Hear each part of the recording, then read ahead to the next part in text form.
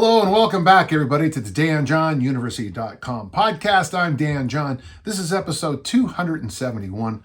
Each and every week, I sit down and answer your questions. So if you have questions, send them to us at this address, podcast@DanJohnUniversity.com. I like to answer your questions. We're up to 271 episodes of answering these great questions. And today actually is another week where it's just like, you'll notice that there's a lot of links on some of it. It sounds like the same question with small differences. And remember, for those of you listening, make sure you listen to the question because I'm answering the question. And sometimes people have very specific things they need me to answer. So let's get started. And our first question is from Anthony. I purchased Easy Strength for Fat Loss and understand how to get everything set up. Good. Very simple book. It's available at danjohnuniversity.com/bookstore. It's a fun program.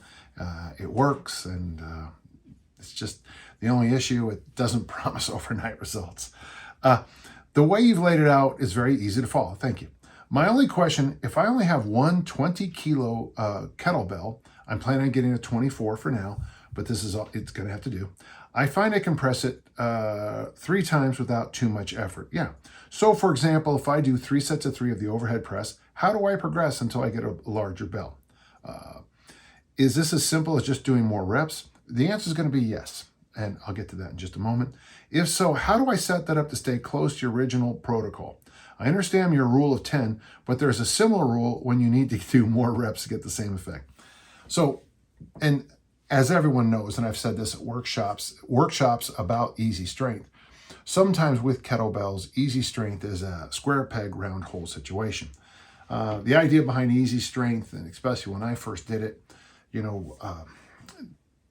my jumps were big barbell jumps, and it was nice because with the barbell you have infinite choice, not infinite, but you have a lot of choices for what your next day's workout load is going to be. Okay, if all you have the 20, you're doing 3 sets of 3. Well, the first idea was just to slide over to 2 sets of 5.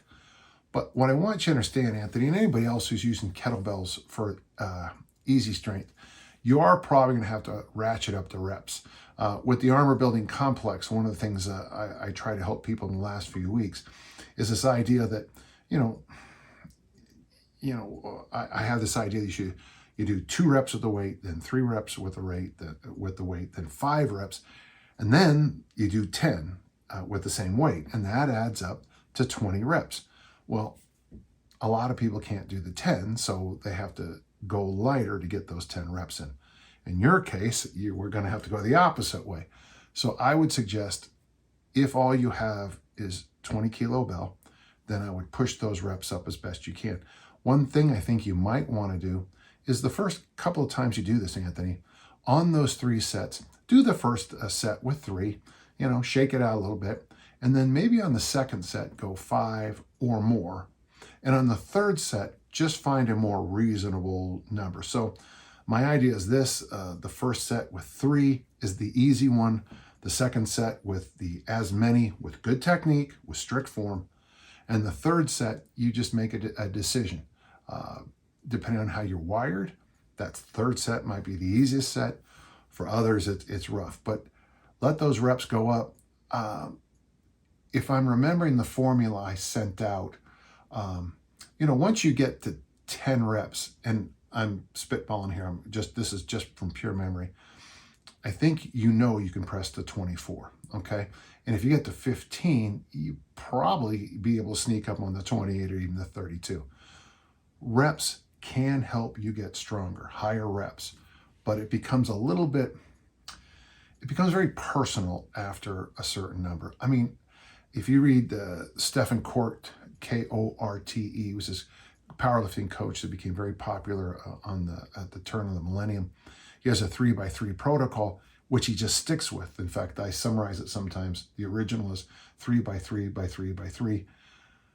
It's bench press, squat, deadlift, 3 sets of 3 days a week. And then when you get those numbers start to creep up there on percentage close to your max, you add an additional day of 3 sets of 3. Then you add an additional workout. Then you add and you add and you add, sticking with the formula. 3 sets of 3, almost universally with barbells, you'll nudge your strength levels up. With kettlebells and dumbbells, I think you have to go for higher reps sometimes, and that's when it becomes a little bit personal. When I chase higher reps, like one time I did that, it's a silly thing. It's the combine test where you bench 225 as many times as you can. And for some reason, when I say it was Coach Barbiero and myself, we decided to see how many we could do. So this is 20 years ago. And we kind of trained higher reps for a while. By chasing those reps of 20, 25, I really didn't get very much on my max bench. Other listeners are going, the easiest way I get my max up is by reps. So we're all wired different enough. And of course our joint, the way our angles of our muscles are and the way, pure DNA, pure wiring, and experience. So we'll all have kind of different ways of getting more load. None of it's bad, but that's one of the things why you have to experiment so much to figure out what your best lifts are.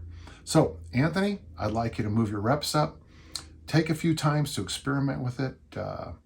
Maybe the first day you try that 3x3 with the higher set. Attack it on the second set. Next day come in, attack it on the third set. Maybe one day come in and try it on the first set, which may or may not work for you, I don't know. And figure out how you're wired, and then just keep letting those reps go up until you get a bigger bell. Thank you. That's a good question. Got a question from Max. Now, anytime you get a question about weightlifting for a guy named Max, hey, you know it's going to be a good question. Some time ago, you mentioned that if you had the chance to do it all over again, you'd use chains for a lot of your main lifts.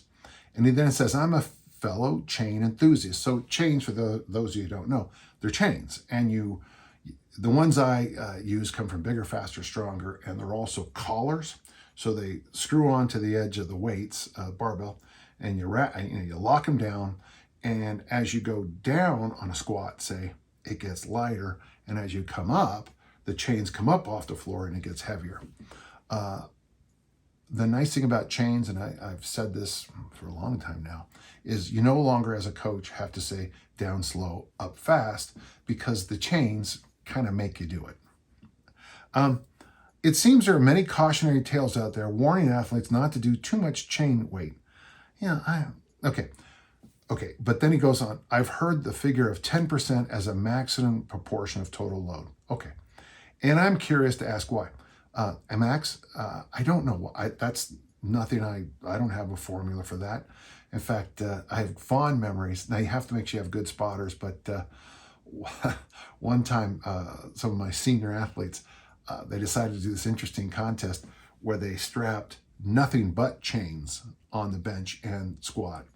And it was fascinating because it was so much harder to control the bar than anybody thought. In fact, I'd even go to say it was probably dangerous. We had 3 spotters on it, but still, it's just that bar runs all over the place.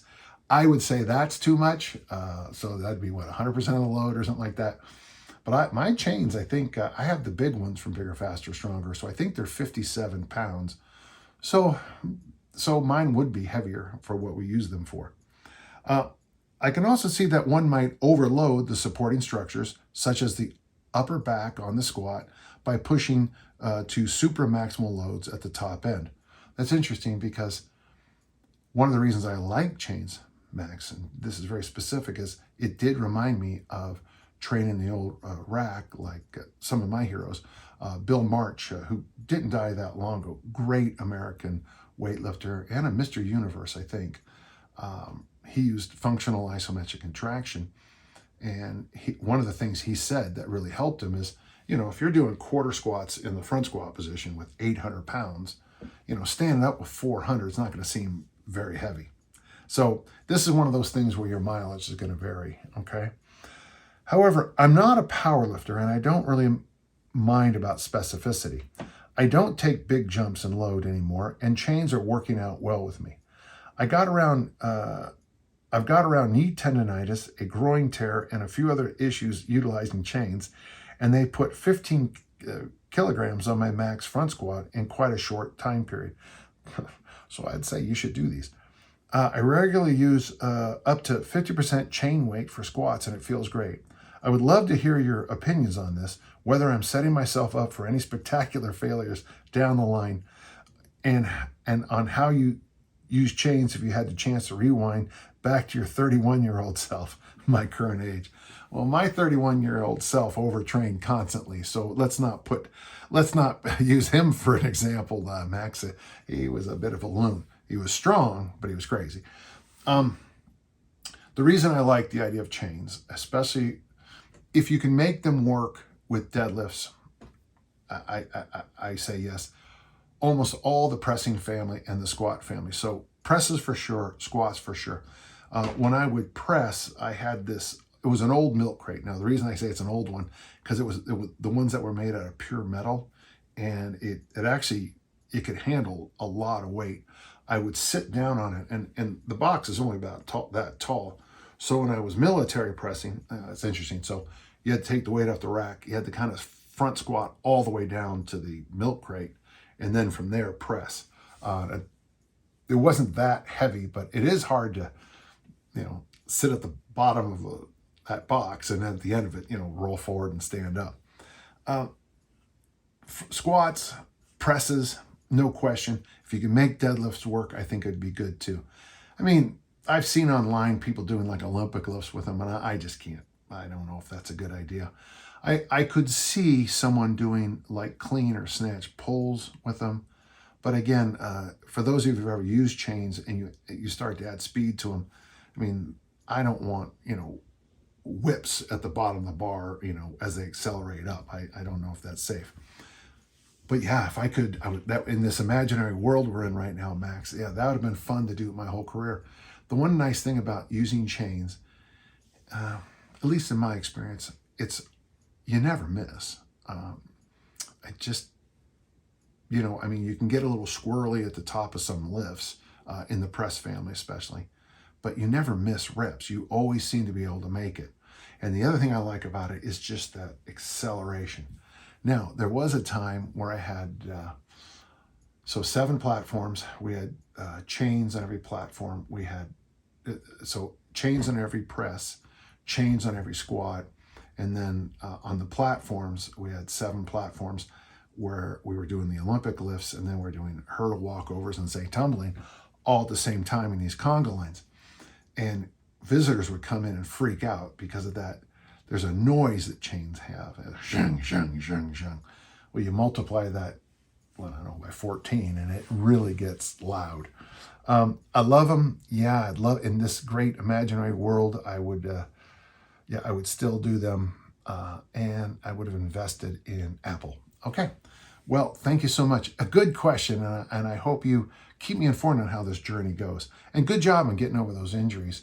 And gentle listeners, I hope you paid attention to the fact that he had a couple injuries and he worked around them by using a new tool. And there's some logic there, okay? Okay, we got a question from Bo, B-O. I've been using Easy Strength for fat loss for about 8 weeks. It's been fabulous.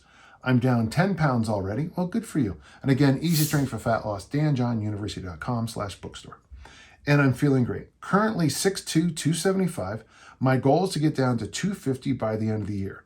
My question is, how long should I run Easy Strength for fat loss? In a global perspective, if you decided to do the 3 or 5 day week variations and you had a schedule that permitted it, you probably can go 2 or 3 years on Easy Strength for fat loss.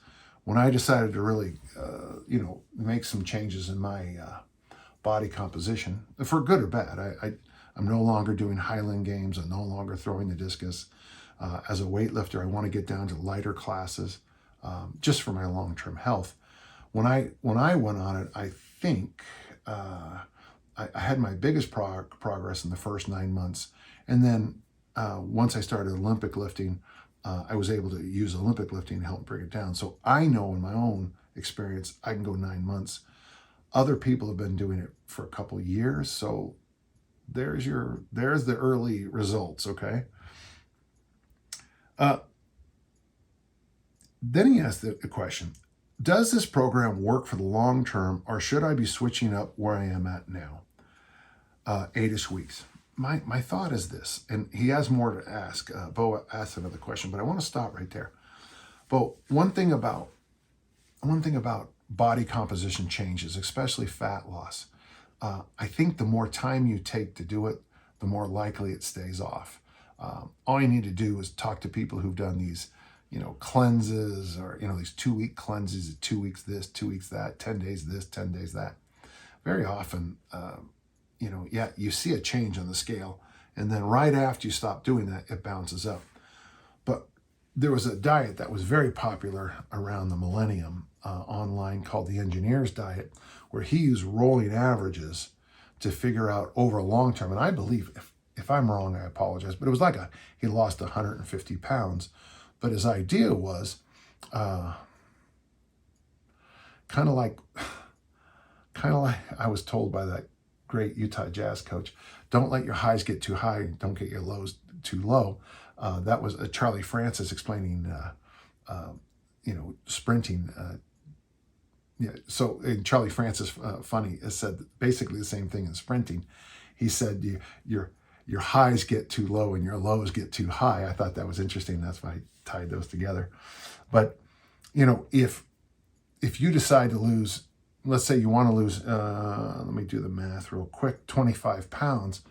Well, if you lost a pound a month, in 2 years, you'd be at your goal. And the nice thing is, in those 2 years, you would have set up the eating patterns, the sleeping patterns, the dietary patterns, the exercise patterns, all of those things, and never put your body in that fight, flight,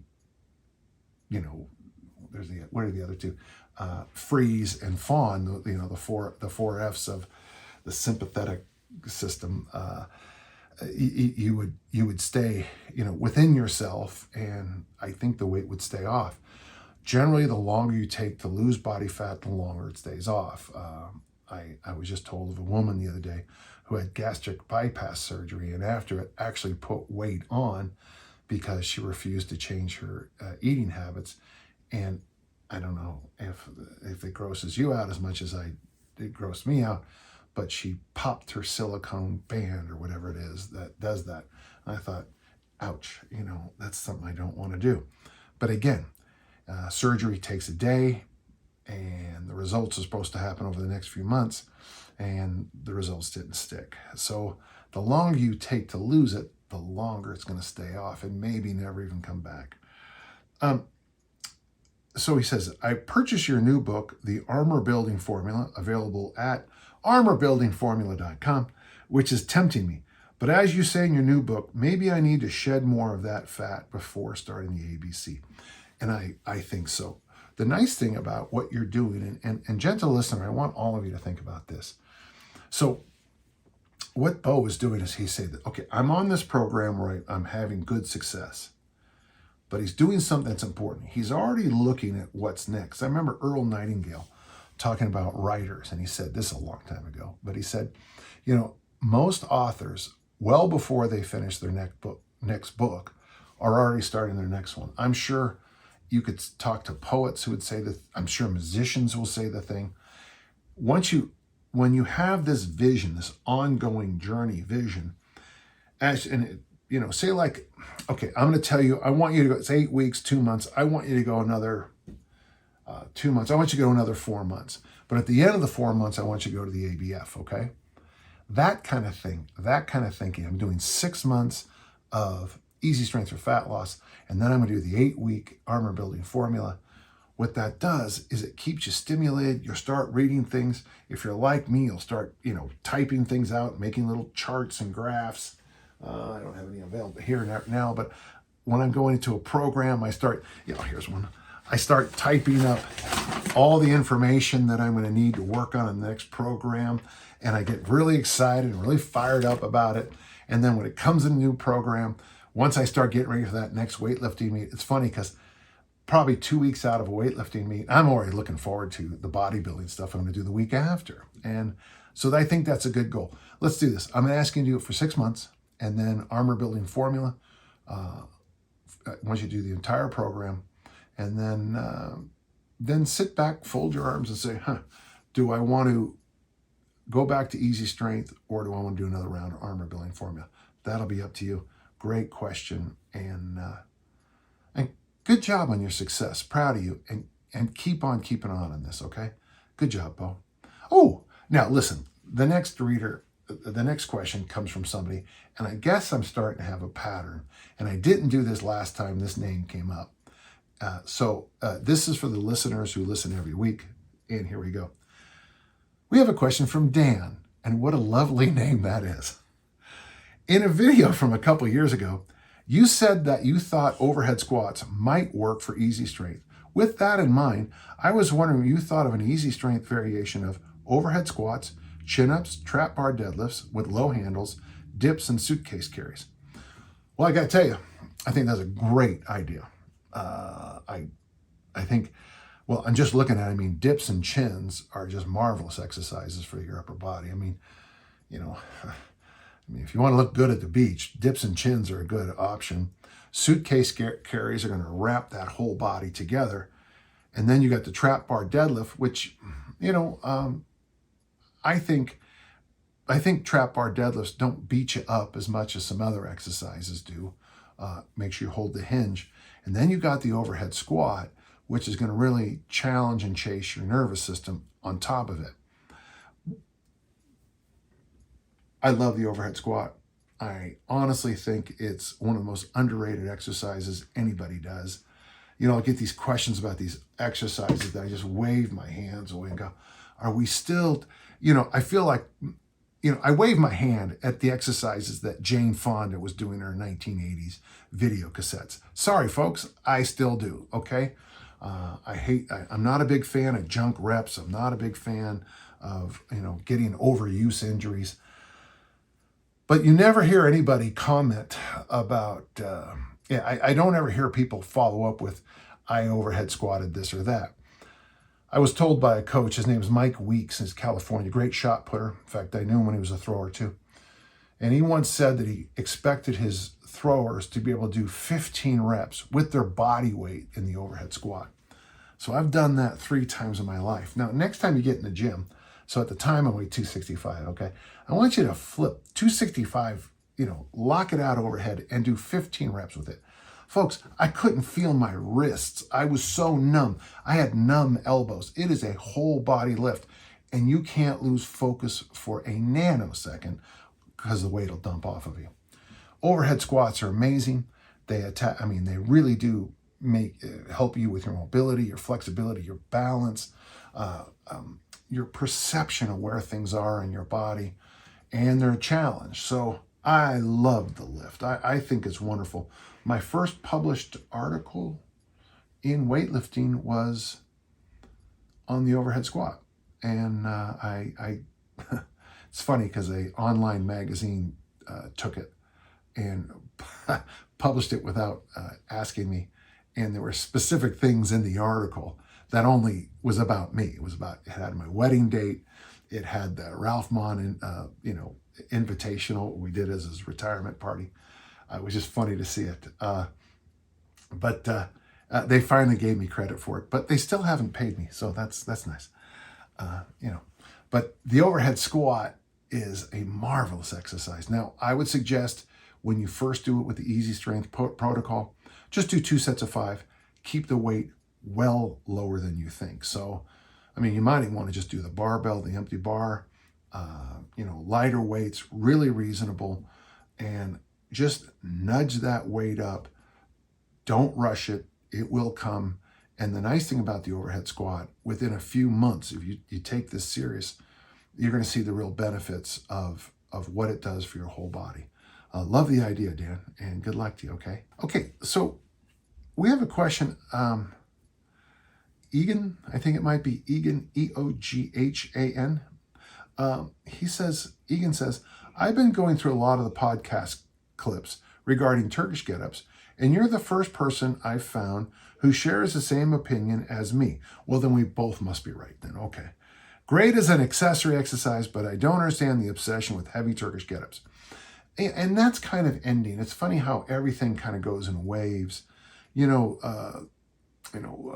15 years ago in the kettlebell community, the only thing people talked about was the snatch. It was, I'm doing this, I'm doing that, and then all of a sudden it kind of disappeared. And then it was the heavy Turkish getup debate showed up, and people are doing heavy Turkish get-ups with pitchers of beers in bars, which I found weird, but what do I know? How would you integrate light Turkish get-ups into a program?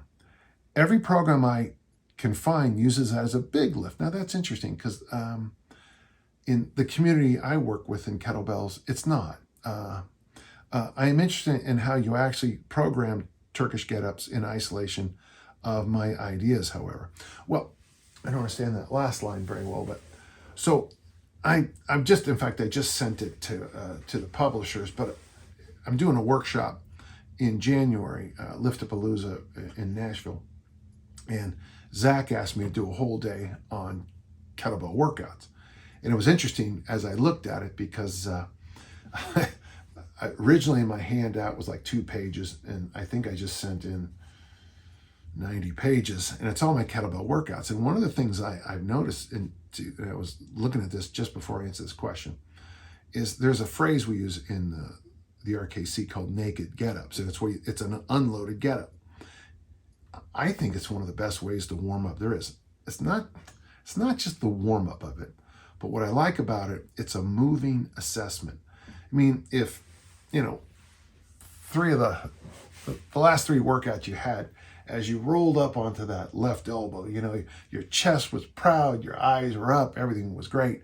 And today you roll up and you look like you're holding an Atlas stone, and your elbow can't straighten up, your neck, your eyes can't see the bell. It's a great assessment. I don't know what you need. I mean, you might need more warm-up, you might need some additional mobility work, maybe you got into a traffic accident, maybe you had a bad night's sleep. But it's a nice little assessment to let you know where you are. If you do these unweighted get-ups every day, and you hear a knee popping, like as you do that reverse lunge down, well, what's going on there? I mean, if it just pops and you're done, that's fine. But if it hurts, you stop, you take a moment, you review the last few days, weeks even, maybe what you did the day before, and go, okay, I need to warm up more. Or maybe today's not a good day to, whatever. So number one, the Turkish get-up is a great warm-up assessment. Now, a lot of people, and I do this too, so warm-up assessment. I also like Turkish get-ups right after. So let's say this, you do Turkish get-ups to warm up, you do some general mobility work, okay. You do a strength part of the workout, maybe do heavy clean and presses or double clean and presses. You do a workout, maybe the armor building complex, 15 rounds. And then you're going to do 1, 2, 3 Turkish get-ups with load. I like it there, kind of in that transition between that metabolic part of the workout. And if you have a finisher, you just work on that. It's nice. You get the benefits of the Turkish get-up. And the third way I use it, even though I recommended this, not very many people did this in the 10,000 swing challenge, but this is just an idea. But in the 10,000 swing challenge, you pick numbers. Let's just pick 20 swings, okay? At the end of every 20 swings, you do a single left-handed Turkish get-up and Turkish get-down. 20 swings, right-handed Turkish get-up, Turkish get-down. And you just keep matching that up to get to the 500 reps of the day. I think one of the reasons no one did that is because those Turkish get-ups take a long time. So I came up with this idea later on.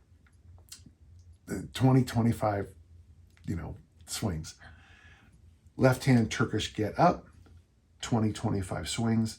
Left-handed Turkish get down, just clean and press or snatch weight, 25 swings. Right-handed Turkish get up, 25 swings. Right-handed Turkish get down. Boy, it would be a great way, because remember, getting up and down off the ground really does, make the heart start pounding. It's a great way to train. It fits in a training program. And for people who are still saying that we haven't yet explored the original program minimum, which was, maybe it was the second one, but swings and get-ups, it's a way to get those two, very important kettlebell exercises into a workout. How many days a week you would do that variation of 10,000 swing challenge? Probably once, maybe twice. Otherwise, I would say, push-ups, goblet squats, or nothing. Just get the 500 swings in. I hope I answered your question. And again, folks, just remember, I'm not really against anything. I'm against this level of insanity where these fads hit and all of a sudden, everyone, that's all people talk about. And then we don't ever talk about it again. It's like for the last few months, people have been asking me about VO2 max training. And I've learned a good answer. And I will say, what is your VO2 max? And they'll say, I don't know. I haven't tested it. Well, then why don't you go to a facility and test it? And then we'll have a baseline to talk about this more. People talk to me about, body composition. Well, go get a DEXA scan so we can have that conversation. People talk to me about cholesterol, and it's like, what's your cholesterol number? Get a baseline. So for me, I think with Turkish Getups, make sure you have the baseline taken care of before you start wondering about heavy Turkish Getups. Make sure you have good technique, solid technique, safe technique before you start ratcheting up that load. Thank you. Good question. We got, this is a very specific one. Neil, I don't recall you ever discussing the split snatch or split clean on the podcast. Could you please discuss these movements? Yeah, the split snatch and split clean were the ways Olympic lifters used to do the Olympic lifts. I think the last splitter was in the 72 Olympics, I think. So 1972 Olympics. I was a freshman, sophomore in high school. I'm 67 now, so you don't really see them very often. There are some throwers who argue that's a good way to do the lifts. But Neil's follow-up is the good question. Would you recommend them for someone who wants to Olympic lift but struggles catching a full squat versus a split? Yeah, if you want to compete as an Olympic lifter, Neil, it's a good option. You will see that at some masters meets, though it tends to be, it's interesting because it's kind of even rare now. Now, I got to be careful because I say that and maybe next year's nationals, everyone's splitting. There are some beautiful lifts. I just, to me, it's like there's those old exercises like the two hands anyhow. Fun things to do, but, the sport has moved well beyond it. The next thing I'd like you to think about, Neil, and this is just a general question, why can't you squat clean? Why can't you squat snatch? If it's something like mobility, I was at Tim Anderson's place last weekend in North Carolina, and I kind of just made a joke about, and actually after I made the joke, I actually felt like, that's actually a good point. For any of you listening, if you're not working on your mobility, do you think getting older is going to help that? It was just like one of those things you say out loud, and it's like, that's a good point. So if you have poor mobility, poor flexibility might be an issue too. If you ignore it, I don't think it's going to get better.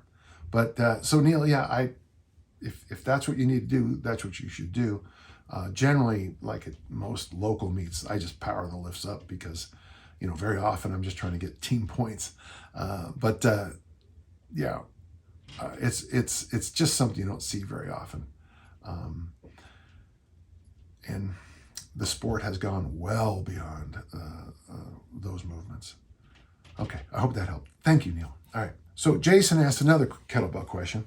I'm trying to build strength in the press with the 24 kilo bell, but when it comes to the strict press, I can only do 3 reps before I get stuck on the drive portion of the press. I've been following the 2-3-5 rep scheme you talk about, and reps 2 to 3 are good, but I have to do push presses for reps of 5. Before we even move on to his question, that's actually not a bad route. Adding a little leg drive isn't terrible, but let's get to the question. I'll give you another good answer. The question I have, do you feel it is better to do some strength session doing push presses with that weight, or drop down to the weight that is the 16s and do bottom up presses, kneeling presses, and other variations?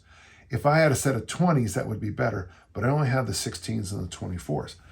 Yeah, that's interesting because I just did this big thing for the armor building formula where if you can press the 16 15 times, you can press the 24 for a single. But I hope all the listeners are listening to something Jason's doing. He's doing bottoms up presses. He's doing half kneeling presses. You're already doing two of the things I would recommend to you to do to increase your press. One thing you might want to add, Jason, is go 2-3 with the 24s, and then that set of 5, chase 10 reps, chase 15 reps, or whatever with the 16s. And by the way, in a normal lift. And as you nudge that 16 up, say the first workout you get 8-9 reps. And then a few days later, if workouts later, you get 10-11. A few days later, you get 13-14, and then you get 15. I can almost guarantee that your 5s will be with the 24, either right then or very quickly. And as that 2-3-5 gets easier, 2-3-5, then start to chase that 10, 2-3-5-10. So go 2-3-5-5, 2-3-5-6, 2-3-5-7 over time. And by the way, nothing is linear in the weight room, so it might have a little bit of waviness, but as long as you're trending up, you're on the right place to be. Jason, good question, and I don't think you're the only person with this issue, so thank you for sharing that with us. I appreciate it. Yeah, we have a very quick question from Johnny. I know you have 2 variations of the armor building complex. Yeah, I have a single bell variation and a double bell variation. But what are your thoughts on 2 goblet cleans, goblet press, and 3 goblet squats? I have a cheap kettlebell that can be uncomfortable to clean for a lot of reps. My form could probably use some work too. Johnny, thank you for saying that. That actually makes me laugh. Do you think that is worth doing until I can get a better kettlebell? So yeah, the goblet clean, I first saw that with Mike Krifka, and I thought it was really a good idea. The goblet press, so he's holding the horns and pressing overhead, and then goblet squats. If that's what you have, and that's what is working for you, hey, I'm all in. Now, I think I would the only warning I would have is just make sure that when you're doing those goblet presses, you don't let you keep the concept of kettlebells, no wrists in kettlebells. This is a barbell Olympic lift. This is a kettlebell, clean or snatch or press or whatever, okay? Just keep in mind, try to keep those wrists strong. Now with the load of the bell is going to be over here. So you're gonna have some really interesting things going on with countering that. In fact, after reading this, I might have to go experiment. Now, Johnny, if it turns out to be a really good idea, I'm gonna claim to have invented this, okay? So just keep that between us. Thank you. We got a question from Tyson. Okay. I'm training for my first half marathon, running 3 days a week, and cross-training with kettlebells on the other 3. Could you advise on balancing these without chasing 2 rabbits? Currently, I'm doing the armor building complex once a week and a version of your easy strength for kettlebells on the other 2 days. Well, I don't know what your half marathon running program is like, but one of the people I get a lot of my information from is Percy Sarity, the great Australian coach, who really is he had these correspondences with Hackenschmidt, and sadly we don't have them. I went to the Hackenschmidt collection in Starks, and they didn't have it. And then a friend of mine in Alistair Gwynn down there in Australia went to Percy's archives, and he had some information in there, but it's not what I keep expecting. I keep expecting these formal letters with an outline in them, So Percy came up with the idea of supporting marathoners and middle distance and long distance runners with weightlifting. So I think it's okay what you're doing. I don't want to, I will say this, for those of you who are chasing rabbits, I would listen to what Tyson's doing. 3 days a week, he's training for his half marathon. 3 days a week. He's getting some armor building. The ABC is a nice overall workout. It's it's the Goldilocks. It's not too much, it's not too little, it's just right. And then the easy strength stuff isn't going to really tax you, but it'll keep you strong. So if you're going to try to chase 2 rabbits, 3 of this thing and 3 of that thing's not a bad way to go. I remember there was an Olympic lifter who tried to also run marathons at the same time, and this ended up just destroying his knees. But what was interesting is, the runners would blame the Olympic lifting, and the Olympic lifters would blame the running. This final little warning to you, just remember when you're running and lifting is that there are going to be some parts of your body. Now, I don't know what it could be. For some people, when they run, the lower back barks at them. For some people, when they run, the knees bark at them. You get that plantar fasciitis. When you do the armor building challenge, maybe you're going to get sore, but I think the way you're attacking this is good, and I applaud you. And for all the other listeners, lean into this idea of 3 in a week. Is it perfect? No, you're not, but it's not bad, and it's pretty good. So good for you, Tyson. Okay. So Mike has a question that really does follow up on Tyson's question. My question is this: I am really enjoying kettlebell work, and I've added walking to my routine, as you have talked about in the post-workout walk, and I love it.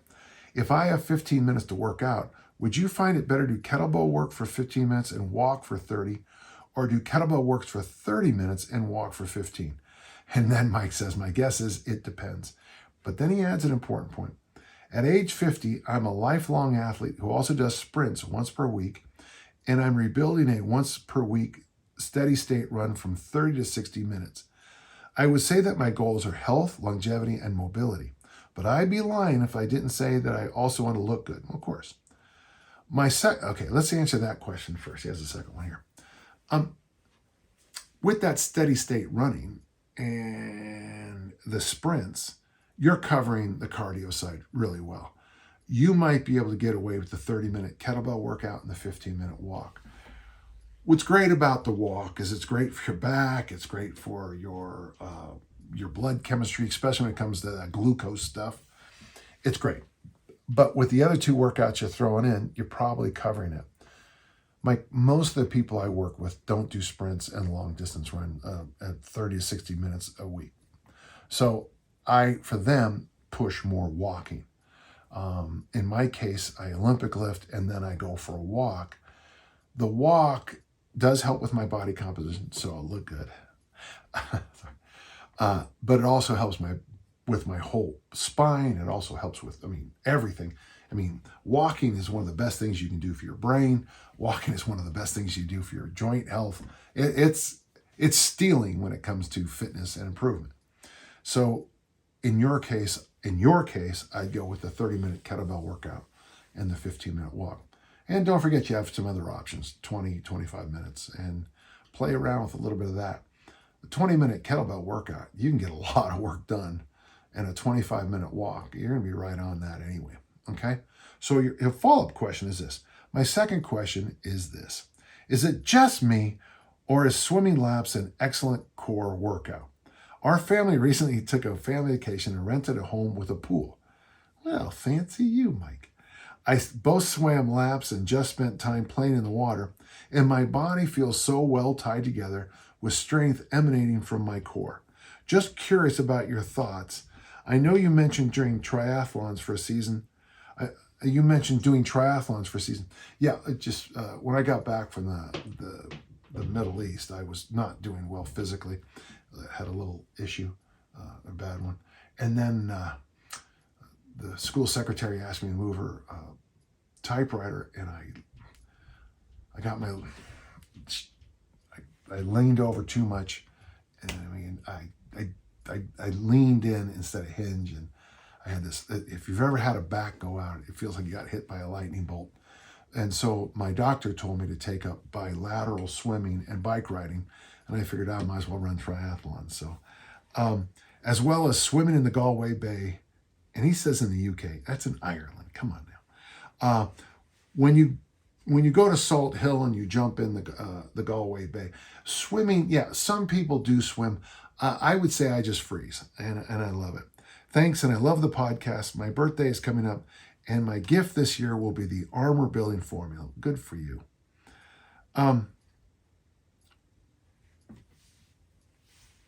You know, the thing about the problem we have with swimming is kind of like the problem we have with running, at least in the United States. A little is good, but no one does that. So you have to, if you're not training, like Michael Phelps, you're not in the pool 7 hours a day. What a waste. Weird thing is, don't forget what else you said. You said you did laps. Now, I think doing laps really does teach the body a lot of things. Yeah, and you're right. It does teach, from stem to stern, it teaches you that the body is one piece. But you also mentioned that you were playing in the water. And I've just had the opportunity to go and visit and play with my grandson in North Carolina. And of course, the place I stay at has a pool, not a fancy pool like you have. But, playing with my grandson in the pool and these silly games we play, and you go backwards, you go forwards, you move around. Having that constant resistance on your body and all these different, the pressure of the water and all these different places, you'll notice when you're done after a day of swimming in the sun, it's nappy time when you get in. So I think there's two things. I think swimming is wonderful, but I also think just having some fun in the pool is wonderful too. If you ever play a game like water volleyball, you put the net up high enough so it's nearly impossible to spike. So to spike, you really have to torpedo out of the water, and and you fall over and you fall in and you scramble. It is a wonderful exercise. We should even have danjohnuniversity.com, water volleyball tournament somewhere. So I hope I answered your question. I think swimming is,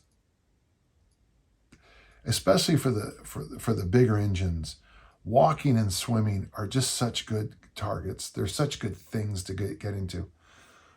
Now the downside of swimming, and a lot of us are already probably thinking that, availability. If you live there in Galway and you can, you on your way home from work, you can pull over at Salt Hill and go for an ocean swim, or you live in a place that has a pool open year round. Yeah. But for some of us, we just don't have those options.